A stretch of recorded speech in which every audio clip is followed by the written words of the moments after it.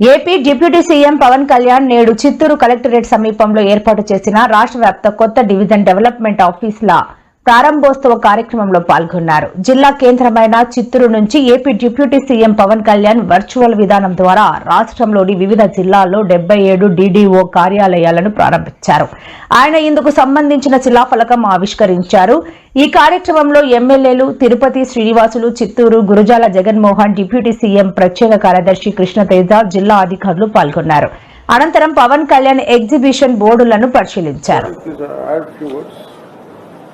So I just want to thank you on behalf of all the people of Tenali Division, sir, for giving us this opportunity. మీరు ఎప్పుడు అంటున్నట్టుగా వ్యవస్థ నిర్మాణం అనేది చాలా కష్టమైన పని, కానీ ఆ వ్యవస్థకి మీరు గవర్నమెంట్ కాదు ఒక సెల్ఫ్ కాన్ఫిడెన్స్ తీసుకొచ్చారు మీరు పంచాయతీరాజ్ వ్యవస్థకి ఈ రోజున.